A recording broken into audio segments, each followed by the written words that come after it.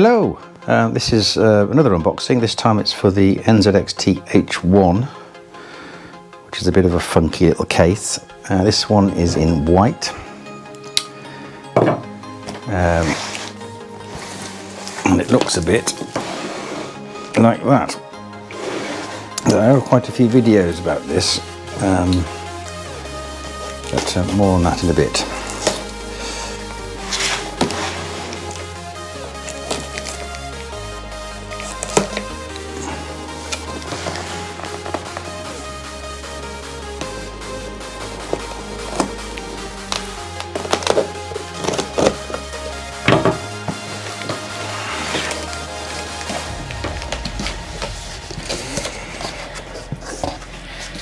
Right, so remember the tip.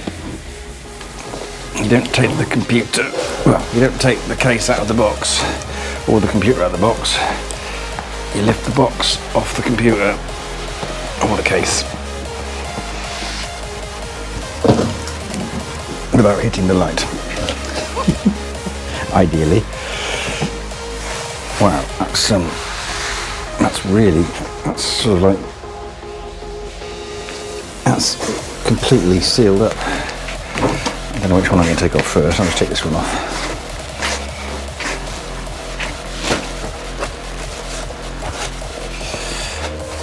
Put that over there. And I'm going to do this.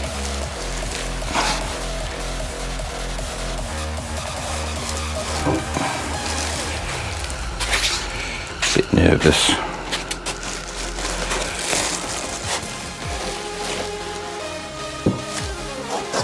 It's got the foam off it. It's not, they don't skimp on foam. That's extremely well protected.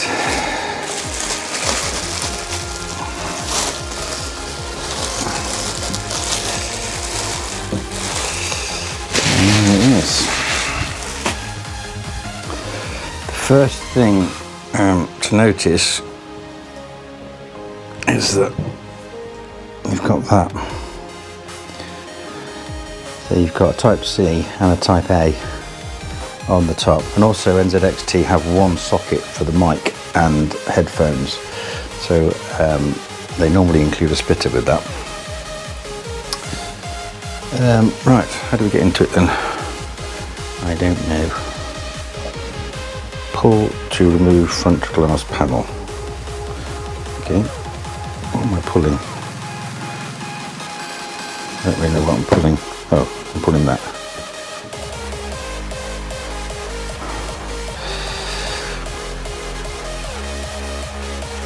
So, yeah. So it's got a very nice tempered glass panel. And then inside it, we can see that lift here to release. I'm going to swap it round. It says the same thing here. Pull here to remove that metal panel, so I'm going to pull there. And that sort of just pops out like that, and then this just lift off, does it? I don't know what it does. Pretty confusing.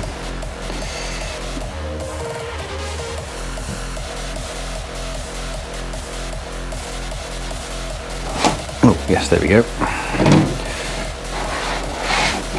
That comes straight off. There are some dust filters behind the main thingy, and it's an outer shell, so the button and thing aren't attached to it. And there we go. So now we can get at the inside of it. There's a big box of bits. Anything else that comes off? Oh, there's a plate there that can come off. I don't know how you do that. Oh, it just pulls. And then there's the power supply. So everything's already connected, apart from some SATA leads. and the GPU power connectors if they're needed. Everything else is already plumbed in.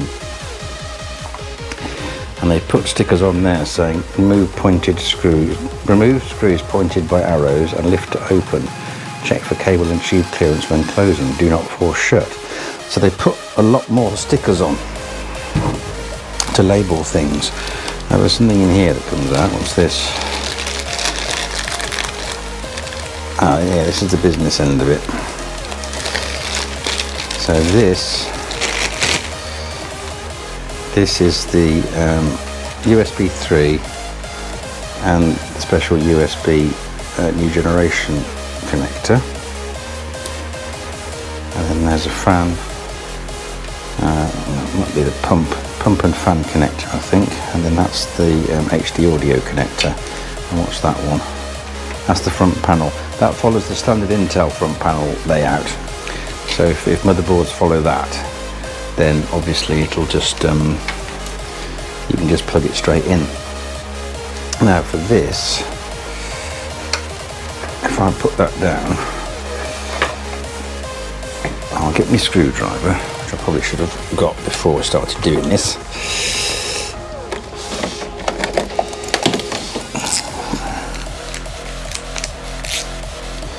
And we undo that one.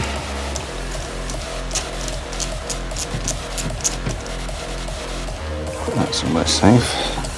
And that one.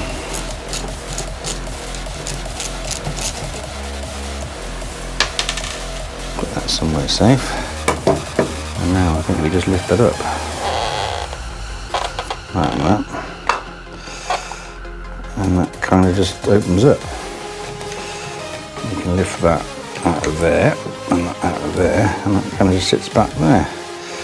It's got the Intel mounting bracket pre-fitted.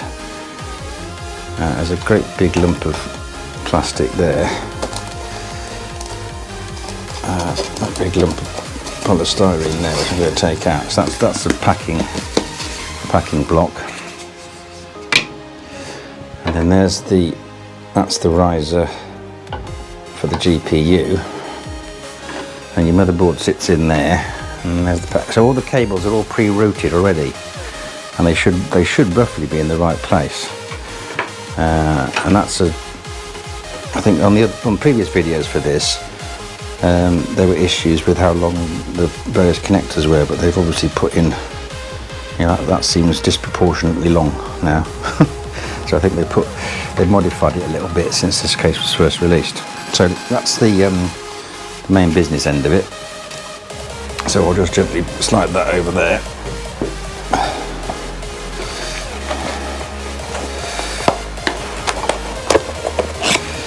And we'll see what's in the box of bits. Mounting bracket. Ooh, you get a mains lead, that's nice. Nothing else. Manual. Bag of bits. Let's see what's in the bag of bits, see what we got there. That's what I mentioned earlier. You get a microphone headset splitter because you only get one socket on the top to keep it sort of clean. That's I think it's a breakout cable. Because you've got the standard pin layout pre-fitted into a block, and this then you can plug that into that block, and then it's got the individual connectors just in case your motherboard doesn't match the general convention. But I think most motherboards do match that now, but that's just nice that they include that just in case it doesn't. And there's a tiny little screw there, not sure what that is. Some kind of little bracket, don't know what that does. Some cable ties. And there's some screws there. Those are motherboard mounting screws because they're the bigger thread. And that's obviously all the process of mounting gumph, which will depend on which one you've got. I think for AMD, you just have that. And then there is another mounting plate. Well, there is a mounting plate there. There's a whole bag of stuff there. So you get everything you need to mount AMD and Intel, and you get a mains lead with it, because it's obviously got its own power supply. The power supply itself has got a little cable that runs and pokes it out the bottom. So so yeah, I think they've modified it since the first unboxings for this. They've done a few little tweaks to it.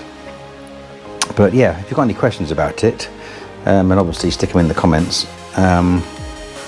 Liking and subscribing is always appreciated. And thanks for watching. Right, okay, hello. So you're thinking of using an NZXT case for your next build.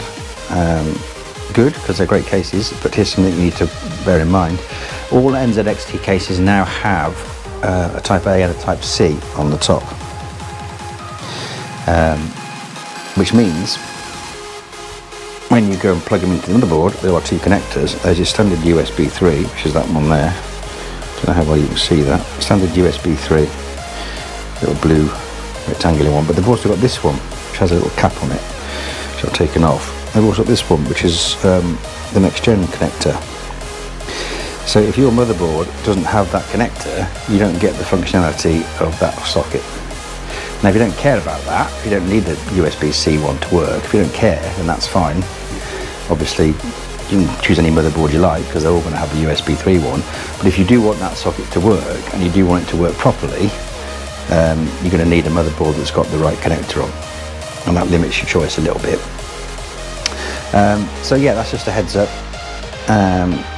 Any questions, any comments, stick them in the comments. I hope you found that useful. Thanks for watching.